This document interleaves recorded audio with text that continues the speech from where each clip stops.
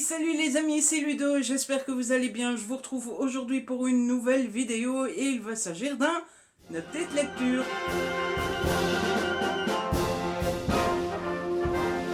En effet, comme d'habitude, la chanson n'a pas changé. J'ai lu 4 livres récemment.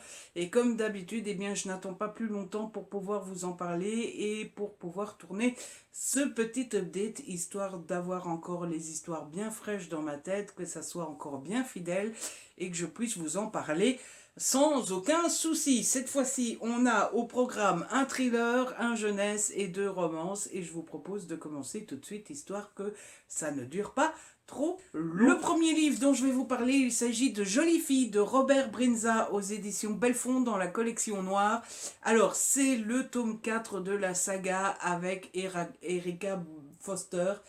Euh, alors, c'est le genre de saga avec toujours le même personnage, Erika donc, mais avec à chaque fois une nouvelle enquête. Alors, je sais, la question qui revient toujours dans ces cas-là, est-ce qu'on peut lire celui-ci sans avoir lu les autres?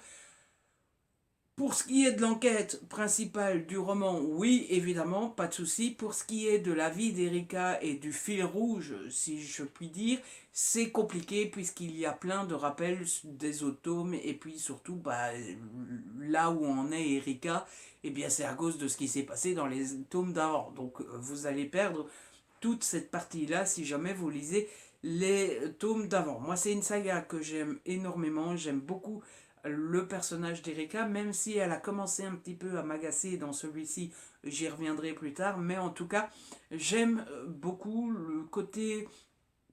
Vous savez, vous commencez à me connaître, moi dans les thrillers, ce que j'aime bien, c'est quand ça va vite, quand l'enquête est plutôt bien menée, quand on ne traîne pas sur des détails pendant 20 ans, et puis surtout, j'aime toujours beaucoup quand c'est un personnage fort, un personnage qui fonce assez vite dans le tas, qui rentre dans l'art, qui se laisse pas faire, etc.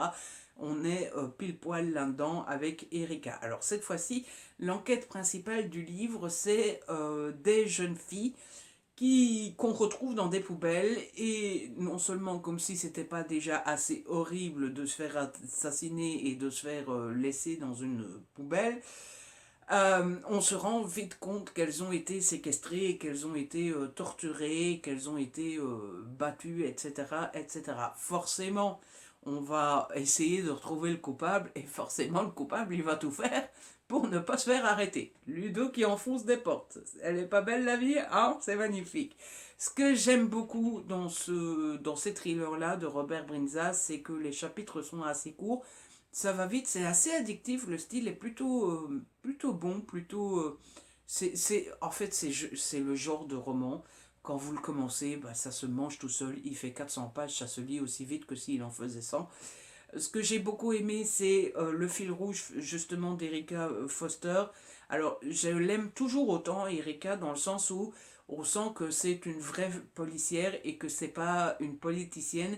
Et dans sa hiérarchie de la police britannique, alors je sais pas si c'est dans toutes les polices, mais en tout cas dans le roman, c'est comme ça, c'est que plus on monte de stade, de grade, plus le grade est presque plus politique que policier.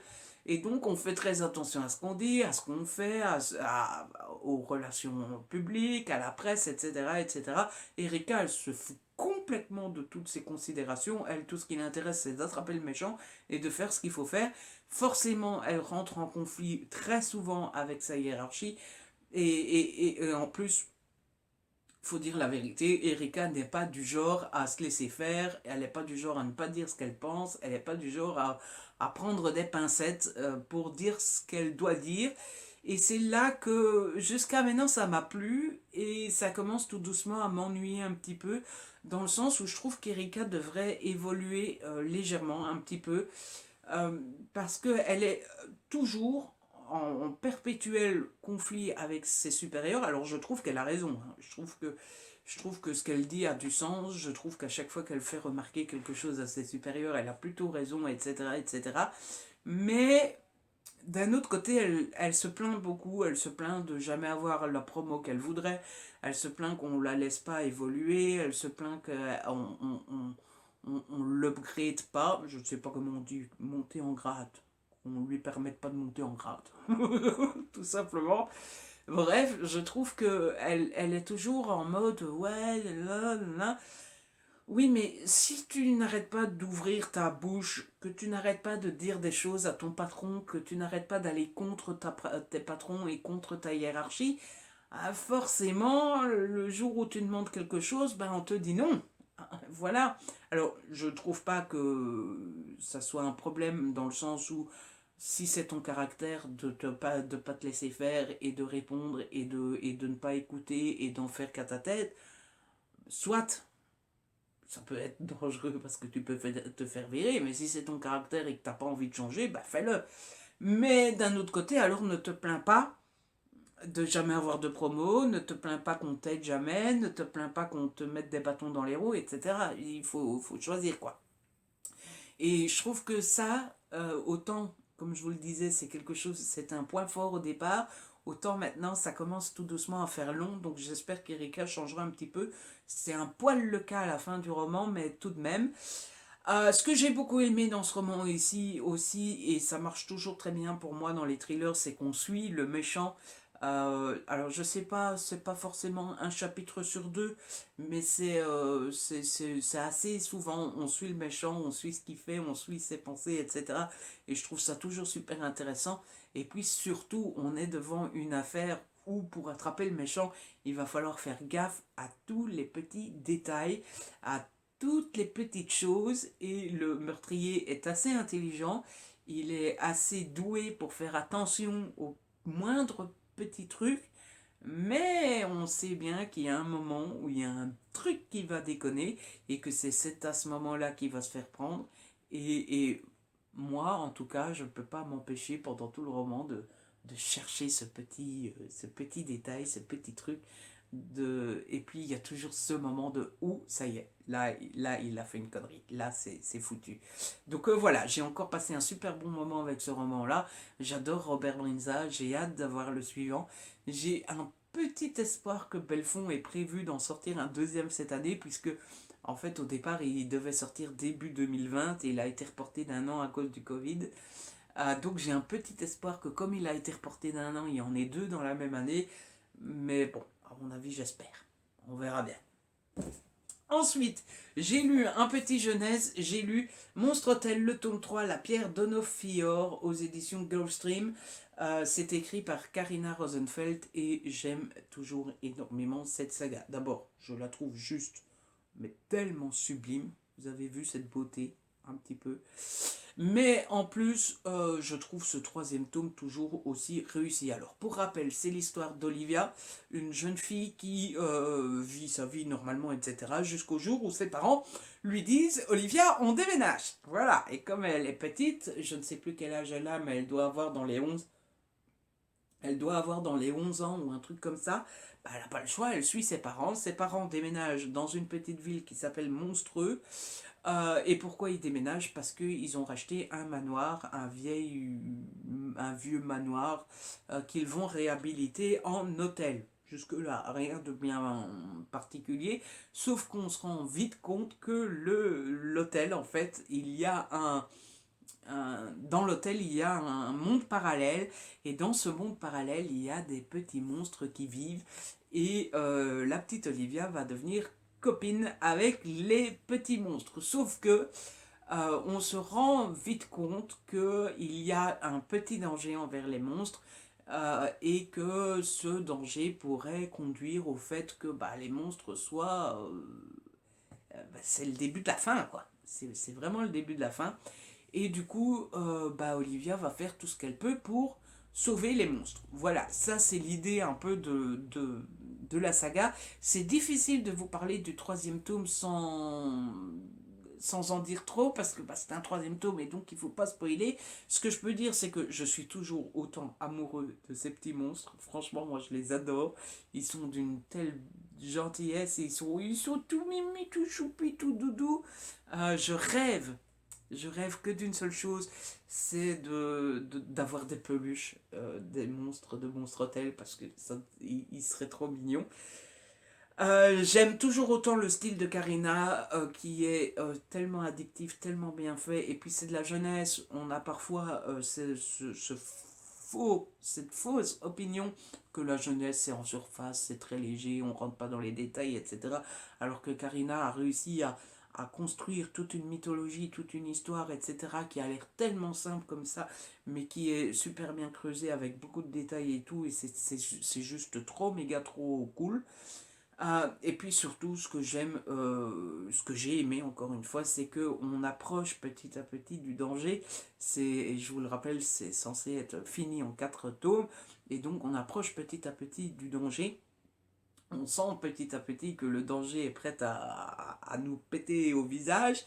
Et puis surtout, on sent que les méchants sont de plus en plus déterminés et donc on voit de plus en plus les méchants, on les voit, ils sont de plus en plus présents et puis surtout ils sont de plus en plus méchants. Non mais ce que je veux dire c'est ils s'en prennent de plus en plus à Olivia et aux petits monstres. Ils se cachent à peine, hein, c'est à peine s'ils commencent pas à faire les choses au grand jour. Et ils s'en prennent physiquement à Olivia et aux petits monstres et tout. Et donc on est là, non, maman, Olivia, non, les petits monstres, oh là là, mais laissez-les tranquilles et tout ça. Donc c'est juste merveilleux, c'est juste trop cool. Et donc voilà, j'aimerais tellement vous en dire plus, mais je peux pas parce que sinon je vais spoiler. Tout ce que je peux dire, c'est que c'est le 3e tome, c'est le 3e coup de cœur. J'ai qu'une hâte, c'est de lire le 4e. Quoique j'ai un peu peur, je suis un peu triste de quitter l'univers parce que je sais qu'il va me manquer et puis surtout parce que j'ai beaucoup, vraiment beaucoup aimé. Donc voilà, je ne peux que vous conseiller, si vous avez déjà commencé la saga, de la continuer parce que ce 3e tome est loin, très très loin d'être décevant et si vous n'avez jamais commencé, si vous n'avez pas encore commencé, je ne peux que vous conseiller de vous y mettre parce que c'est vraiment, vraiment, vraiment très cool. Et donc maintenant, on va passer à de la romance puisque j'ai lu deux Hugo. On va commencer par celui que j'ai pas du tout aimé. J'ai lu Feel Good de Fleur Anna aux éditions Hugo dans la collection New Romance en format poche. J'ai pas du tout, du tout, du tout, mais du tout aimé ce roman qui est d'un vide. Mais alors vous savez que je déteste être dur et méchant quand je chronique un livre. J'essaie toujours de trouver un point positif, mais alors sur ce livre-ci, j'ai du mal. J'ai vraiment du mal. Qu'est-ce qu'on pourrait dire comme point positif? La couverture est belle, et c'est très addictif, vous lisez ça en quelques heures. Mais alors pour ce qui est du contenu...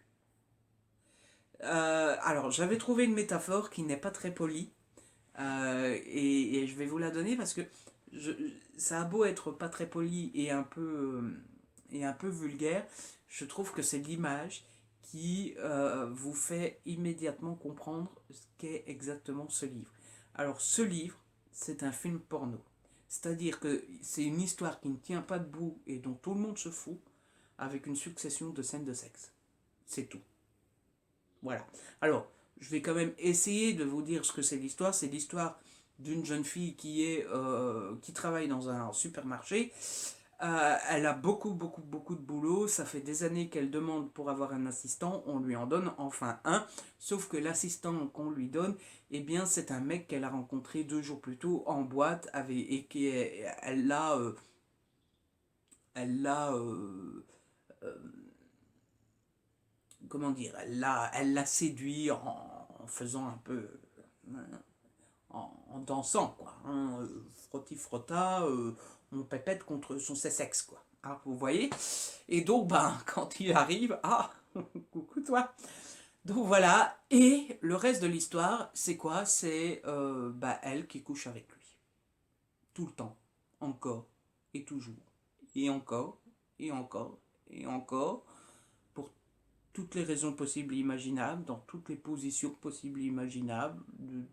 Voilà, c'est du sexe, du sexe, du sexe, du sexe, du sexe, du sexe et du sexe.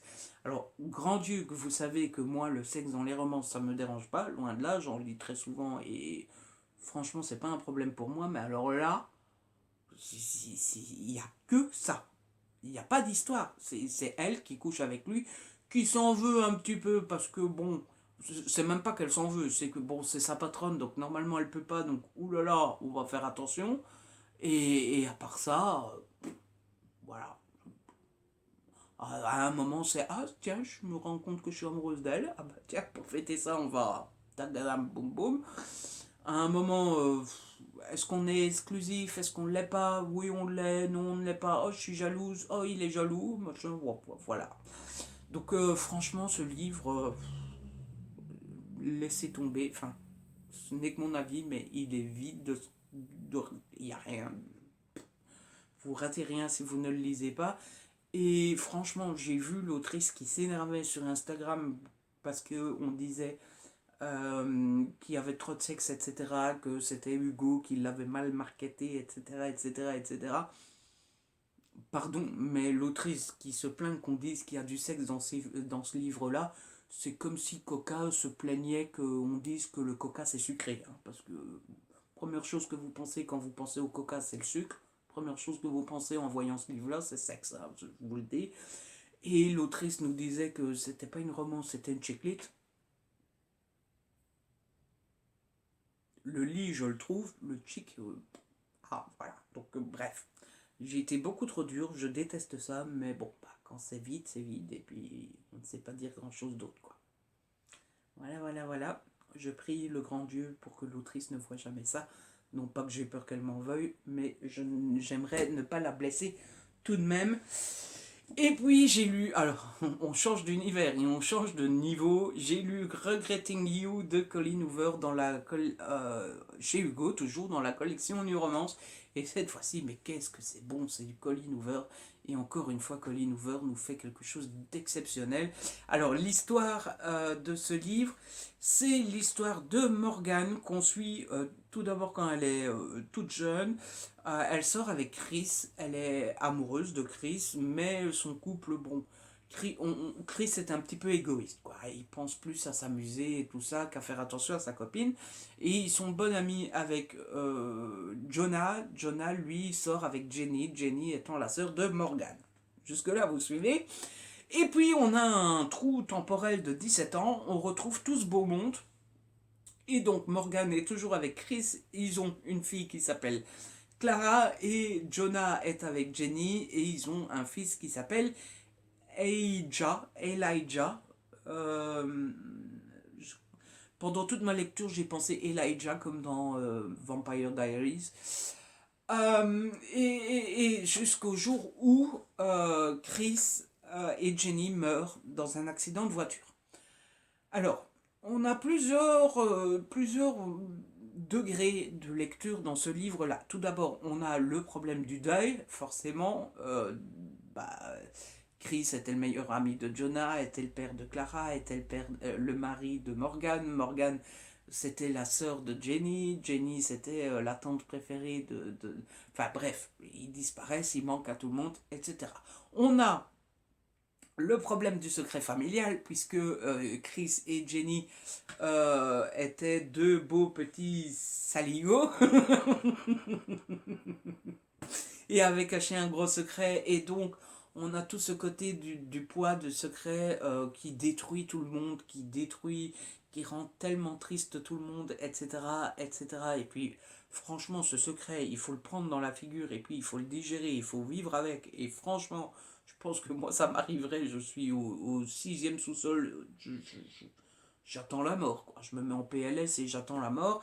Et puis on a toute cette question de l'adolescence, puisqu'on suit Clara. Le livre est raconté de deux points de vue, hein, du point de vue de Morgane et du point de vue de Clara. Et donc on suit Clara qui a 16 ans, 17 pendant le livre.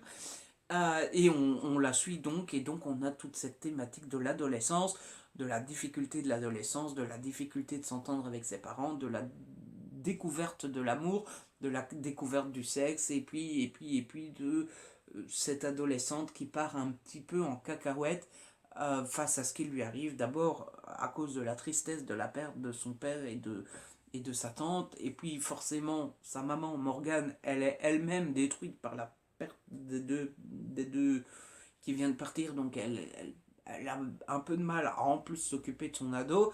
Et puis il y a Jonas dans tout ce bazar, je vous en dirai pas plus, mais il se passe quelque chose avec Jonas aussi. Et donc voilà, c'était tellement... C'était comme Eleanor and Grey en moins fort, Avant que quelqu'un dépasse Eleanor Henry, je pense qu'il faudra y aller. Mais je veux dire par là, je fais le parallèle parce que tous les thèmes abordés sont tristes. C'est pas, c'est d'une tristesse folle, mais c'est pas triste dans le sens où vous allez pas pleurer comme une madeleine tout le long. C'est c'est- c'est- c'est- c'est sur le cordeau, quoi. C'est sur le fil, c'est maîtrisé de A à Z. C'est jamais trop triste, on n'est jamais dans le pathos du... On sent qu'on veut nous tirer des larmes. Et c'est jamais trop léger en mode on aborde des thèmes super importants et super tristes, mais on les aborde comme ça, quoi. Comme si... Non, c'est juste parfait, c'est juste super bien dosé, juste super bien fait. C'est du Colin Hoover, et encore une fois, et le style de Colin, ça se lit, mais alors il fait combien ce livre? Il doit faire 300 pages, 370 de mémoire, 378 pages, ça se lit comme s'il faisait 50 pages, c'est juste bon. Et puis, on a toujours ce degré on a ces couches de tristesse en fait, et c'est terrible parce que d'un côté c'est triste, et franchement on voudrait pas que ça nous arrive, et franchement moi je me suis dit plusieurs fois mais ça m'arriverait, je suis fini quoi, je suis mort. Et pourtant c'est jouissif parce que vous êtes tellement dedans, vous êtes tellement dans toutes ces émotions, vous passez tellement un bon moment et vous êtes tellement happé par l'histoire que c'est juste magnifique, c'est juste super bien fait. Et vous voyez, vous avez l'accident, et puis vous découvrez le secret, et puis en plus Clara qui commence à faire sa crise d'adolescence, et à chaque fois vous vous dites ça pourrait pas être pire, ça pourrait pas être pire, ça pourrait pas être pire, et au final, c'est pire.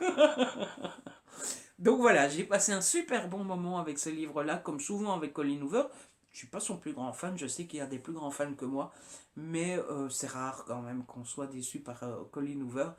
Et je ne l'ai pas été avec celui-ci. Et encore une fois, ça me donne envie d'en lire un autre. Bah oui, je passerais bien ma vie à lire que du Colin Hoover, moi.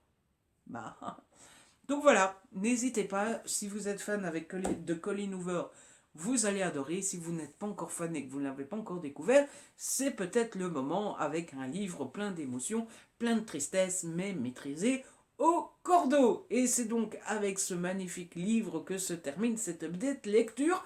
Comme d'habitude, j'espère que cette vidéo vous a plu. Comme d'habitude, j'espère que je vous ai donné envie de découvrir l'un de ces titres, puisque c'est quand même un peu le but de ce genre de vidéo. Quoi qu'il en soit, n'hésitez pas à liker la vidéo, n'hésitez pas à la partager, n'hésitez pas à me laisser un petit commentaire. Vous savez que j'adore vous lire. Si ce n'est pas encore fait, abonnez-vous, c'est gratuit et ça fait plaisir. On se retrouve très vite pour une nouvelle vidéo. D'ici là, prenez soin de vous et de ceux que vous aimez.